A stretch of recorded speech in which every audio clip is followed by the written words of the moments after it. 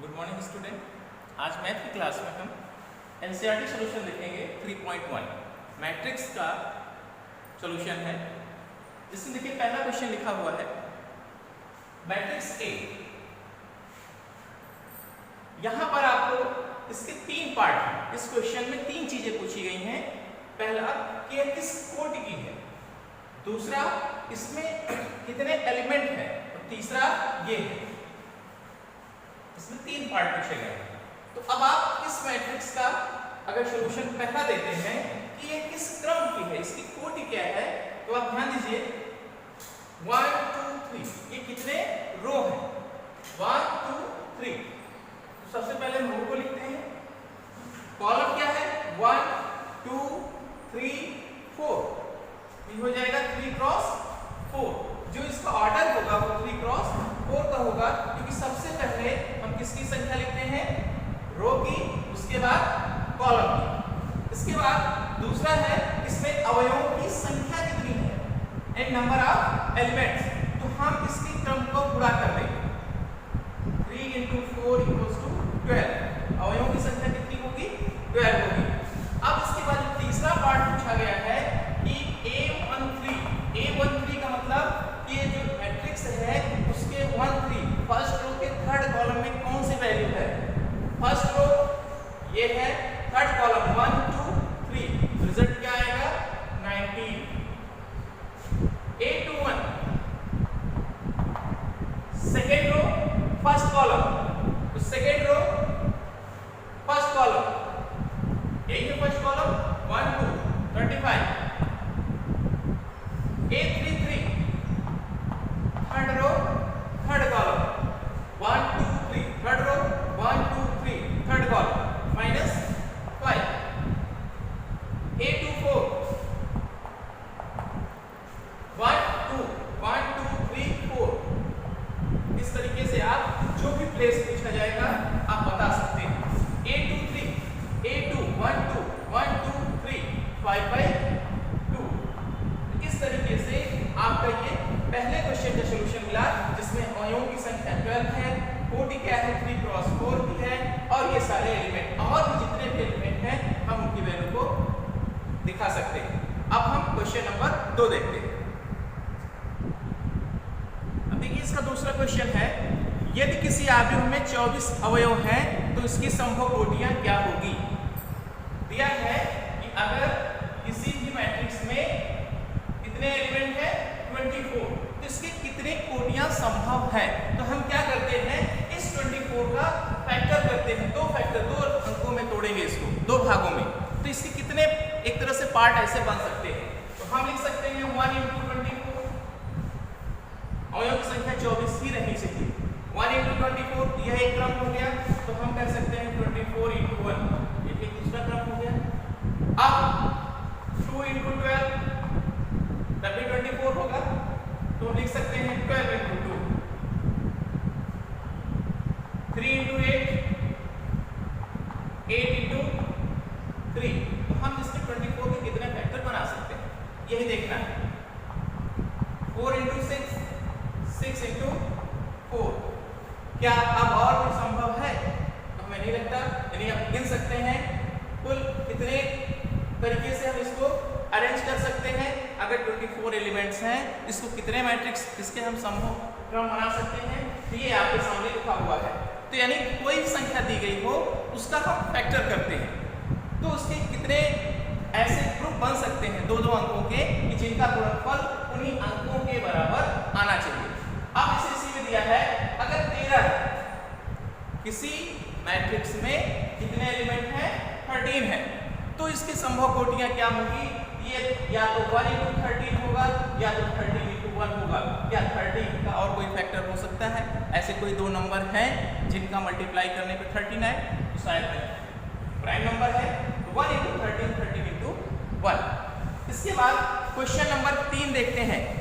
इसमें है, यदि किसी आव्यूह में 18 अवयव हैं, इनकी संभव कोटियां क्या है। देख लीजिए, यही 18 पूछा है। क्वेश्चन नंबर 3 में है कि अगर उनके 18 एलिमेंट हैं, तो ऐसी स्थिति में इसके कितने ऐसे दो नंबर हैं जिनका गुणा 18 आता हो, यही आपको ध्यान देना है। पहला 1 into 18, 18 into 1, 2 into 9, तो 9 into 2, देख रहे हैं, 3 into 6, तो 6 into 3। अब कोई नंबर ऐसा नहीं है इसके अलावा जिसका गुणा 18 आता हो। भाई 2 की टेबल में आएगा, 1 की टेबल में आएगा, 2 की टेबल में आएगा, 3 की टेबल में आएगा, ये हो गया, उसी का रिवर्स लिख देना। ठीक है। अब क्वेश्चन नंबर 4, एक मैट्रिक्स दिया गया है,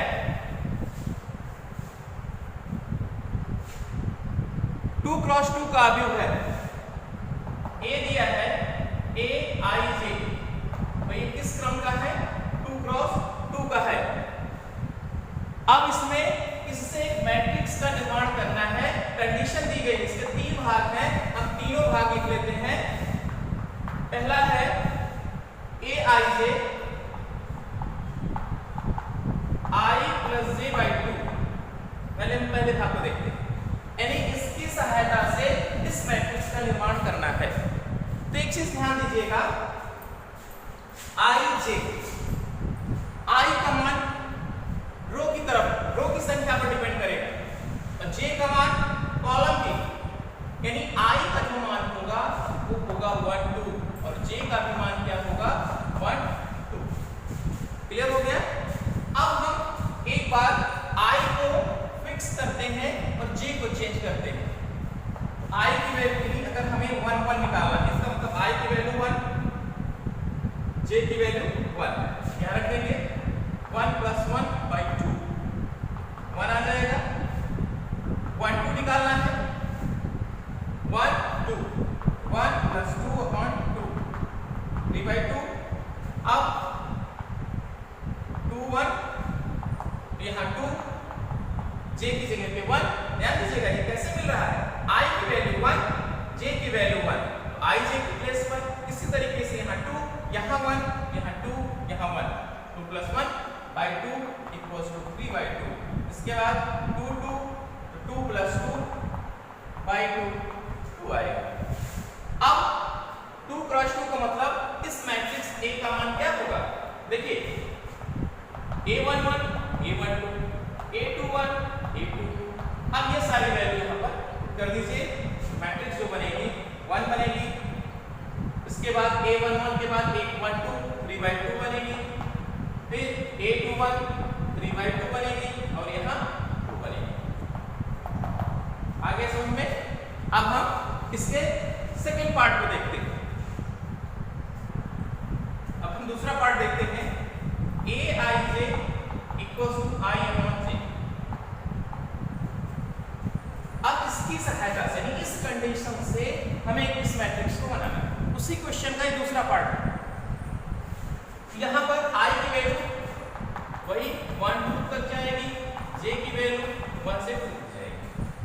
A11 हमने यहाँ इसका स्वरूप लिख दिया है, किसके हिसाब से ये लिखा हुआ है, तो A11 A12, A21 A22 आपको ज्ञात करना है। A11 तो 1 1, यानी I की वैल्यू भी 1, J की वैल्यू भी 1 upon 1, रिजल्ट क्या आएगा 1।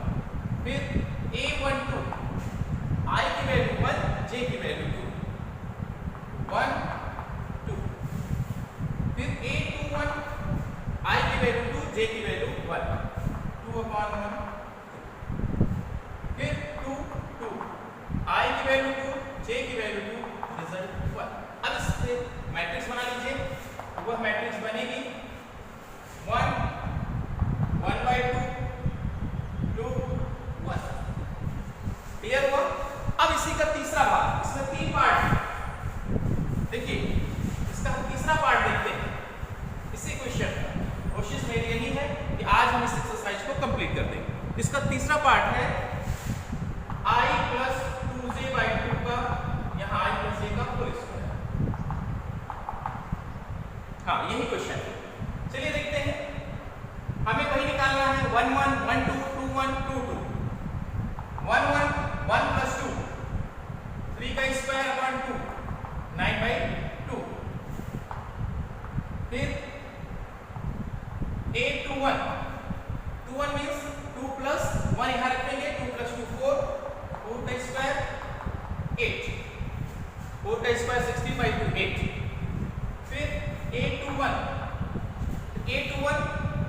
यहाँ I की वैल्यू 2, J की वैल्यू 1,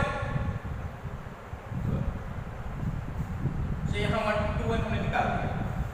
अब आप निकाल लीजिए यहाँ 1 2, I की वैल्यू 1, J की वैल्यू 2, 1 प्लस 2 इंटू 2 4, 4 प्लस 1 5, 5 का स्क्वायर 25/2 आप कैलकुलेट कर लीजिएगा। इसी तरीके से A22, तो A22 का मतलब I की वैल्यू भी 2, J की वैल्यू भी 2, I 2, यहाँ 2 2 4 प्लस 2 6, 6 का स्क्वायर 36/2 18 आएगा। क्लियर हो गया? अब हम इसको अगर मैट्रिक्स के फॉर्म में लिखें तो क्या होगा? प्लेस कर दीजिए 1 1, ये है 9/2, 1 2, ये है 25/2। एक बार आप कैलकुलेशन चेक कर लीजिएगा, हो सकता है कहीं मिस कर गया तो कोई बात नहीं। A21 8, A22 18। इस तरीके से जब आपको कोई स्पेशल कंडीशन दी गई हो तो हम इस पार्ट को इस तरीके से करते हैं। यहाँ क्रम जो भी होगा, यहाँ 3x3 होता है या 2x3 होता, तो यहाँ हम उसी हिसाब से इसको कन्वर्ट करते और उतने उसके ऑर्डर बना लेते। अब हम इसका क्वेश्चन नंबर 5 देखते हैं। अब इसका क्वेश्चन नंबर 5 है, एक आव्यूह 3x4 की रचना कीजिए। एक आव्यूह की रचना करना है जिसका क्रम क्या है? 3x4 की। यहाँ पर IJ हम A मान लेते हैं, जिसका कंडीशन है, पहली कंडीशन ये IJ की जो वैल्यू है वो किस पर डिपेंड करती है? Mod of -3I plus J, यहाँ 1/2 है।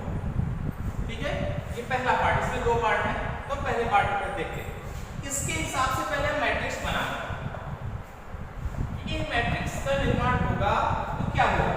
अब यहाँ पर देखिए I की वैल्यू कहाँ से 1 से लेकर के 3 तक होगी और J की वैल्यू 1 से लेकर के 4 तक। हम लिख देते हैं I की वैल्यू 1 2 3, J की वैल्यू 1 2 3 4 दिख रहा है। अब 1 फर्स्ट रो के सभी कॉलम वैल्यू लिख देते हैं, तो 1 1 1 2 1 3 1 4, तो आएगा 1 1 A1 A12 A13 A14, यानी J की वैल्यू कहाँ तक जाएगी? 4 तक जाएगी। फिर 2 1 2 2 2 1 2 2 2 3 2 4 3 1 3 2 3 3 3 4, ये सब आपको पीछे बता दी, बहुत आसान तरीके से आप इसको करेंगे।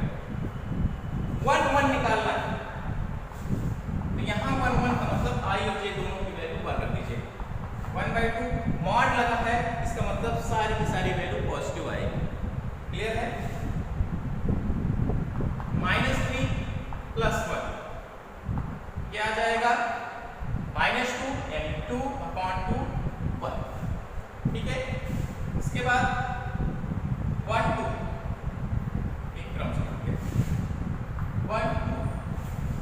1 2 यानी I की वैल्यू 1 J की वैल्यू 2, ये 1/2 -3 प्लस 2 -1 यानी प्लस हो जाएगा, ये आ जाएगा 1/2। इसके बाद A13 I की वैल्यू 1 J की वैल्यू 3, 1/2 -3 प्लस 3, ये हो जाएगा 0। फिर 1 4 तक है। यहाँ से नहीं समझ में आ रहा, यहाँ से देखिए आपको निकालना क्या है? 1 1 निकालना है, 1 2 निकालना है, 1 3 निकालना है, 1 4 निकालना है। इसीलिए पहले इसको आप लिख लेंगे तो बहुत ही आसानी से इसको क्या कर लेंगे कि हमें वैल्यू क्या फाइंड करनी है। 1 4 है, I की वैल्यू 1 J की वैल्यू 4, पुट कर दीजिए 1/2 I की वैल्यू 1 J की वैल्यू 4, ये ऐसे भी पॉजिटिव होगा, ये 1/2 हो गया। तो अब हम इसके कितनी जगह कम है तो हम इस वैल्यू को यहाँ प्लेस कर देंगे। 1 1 क्या है? 1 1 2 क्या है? 1/2। फिर 1 3 क्या है? 0। फिर क्या है? 1/2। ये हो गया। अब हम इसके सेकेंड रो को देखते हैं, समझ में आ गया होगा? ध्यान दीजिए। अब हम इसके सेकेंड रो को देखते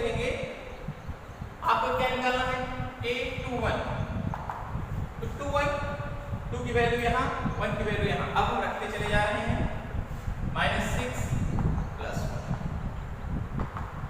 5/2। इसके बाद 2 2 1/2 -6 + 2 -4/2 2 3 6 + 3 3/2 2 4 -6 + 4 1। अब इसको पुट कर दीजिए 5/2 फिर 2 3/2 1। अब इसी तरीके से 3 1 थोड़ा सा हम स्पीड में है क्योंकि हमें आज पूरे क्वेश्चन इसके बता देने हैं। 3 1 I की वैल्यू 3 -9 + 1। ये हो जाएगा -9 + 1 -8 अपॉन 2 -1 यानी +4।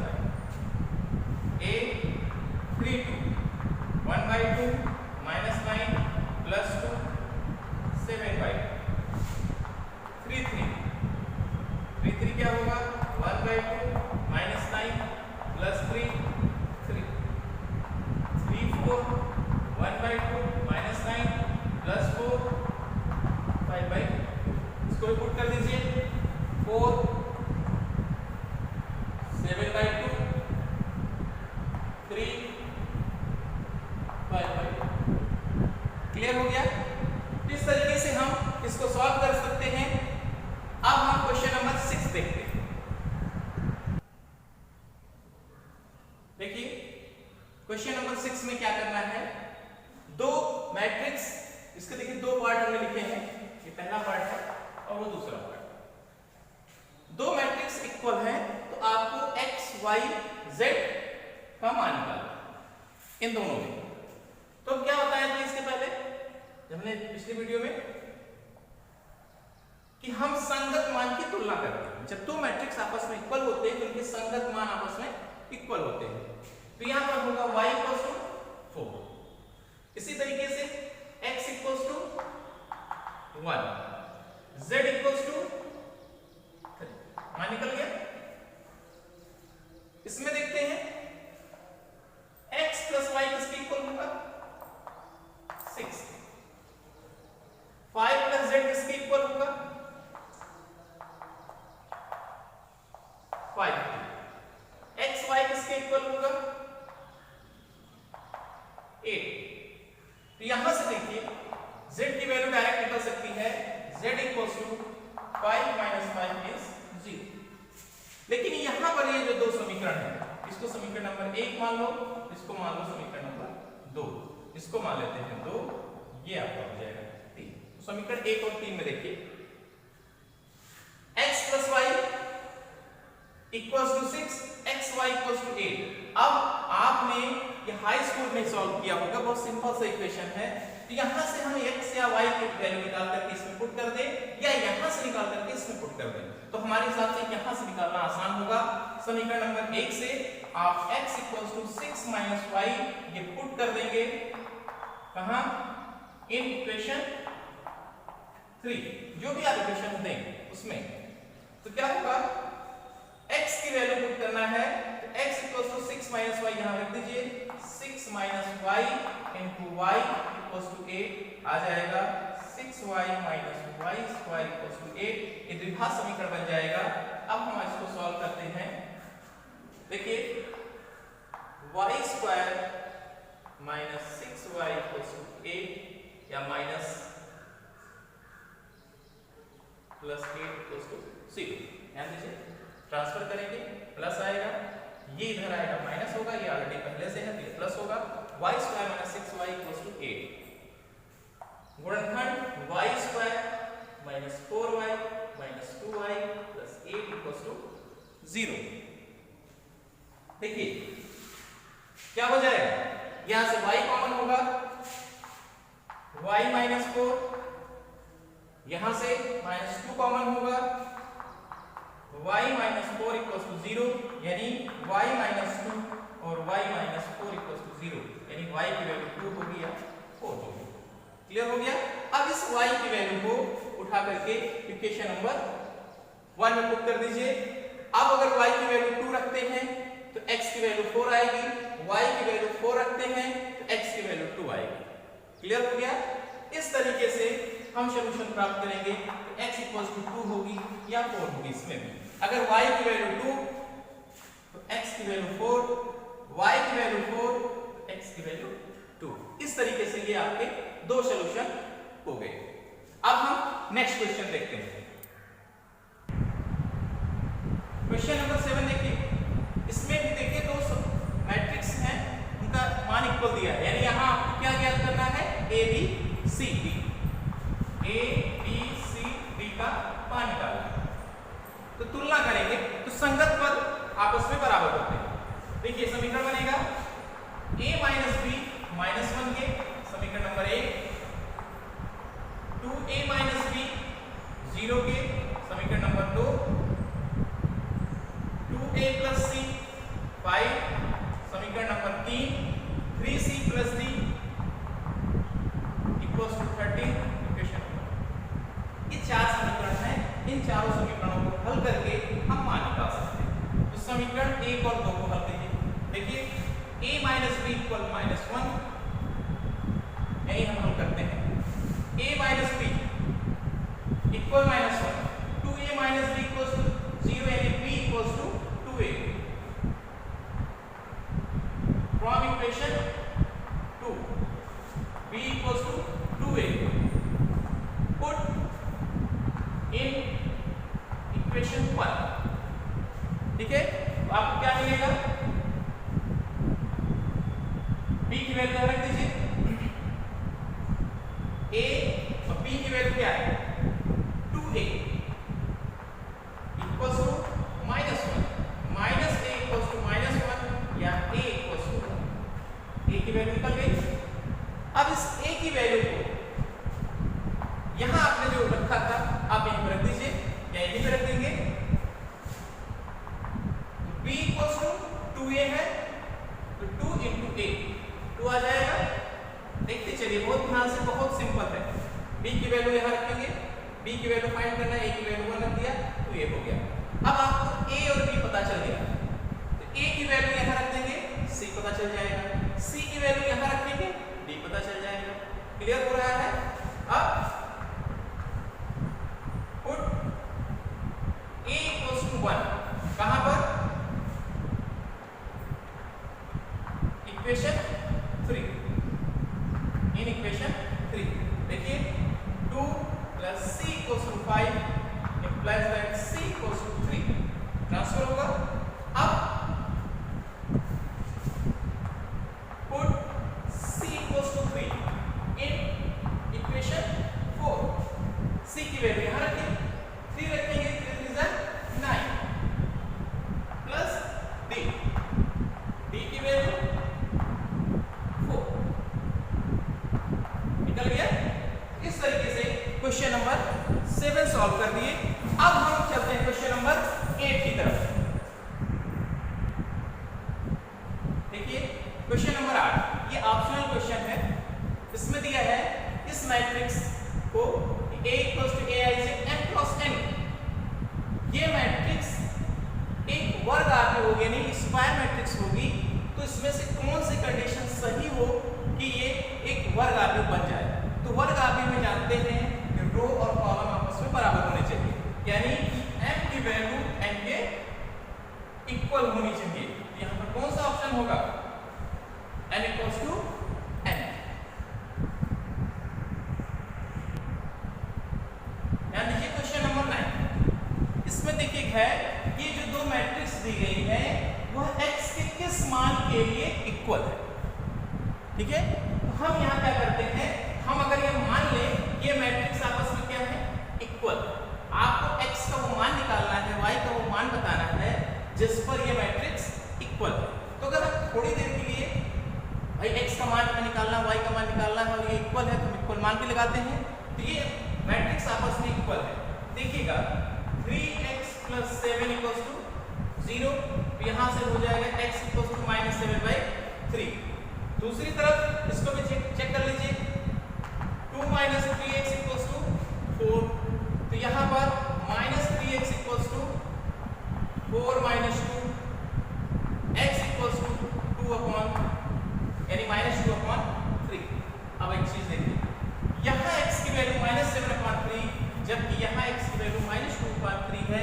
इसका मतलब कि अगर हम इस मैट्रिक्स को इक्वल करते हैं तो x के डिफरेंट मान आते हैं, इसलिए हम ये कह सकते हैं कि इसका मान ज्ञात करना संभव नहीं है। तो ये बहुत इंपॉर्टेंट पॉइंट है। जब किसी मैट्रिक्स में आपको दो मैट्रिक्स इक्वल दी जाए और आपसे कहा जाए x y के मान निकालिए और किसी एक ही वैल्यू के दो अलग अलग मान आते हैं, तो वहां पर ये कह सकते हैं ये मैट्रिक्स आपस में संभव नहीं है, हम ये मान नहीं बता सकते कि जिस पर ये मैट्रिक्स संभव यानी इक्वल होंगे। ठीक इस तरीके से ये ऑप्शनल क्वेश्चन, इसमें एक ऑप्शन है उसमें है कि ज्ञात करना संभव नहीं है, उस पर टिक करेंगे। इसके बाद क्वेश्चन नंबर 10 देख लीजिए और ये लास्ट क्वेश्चन होगा।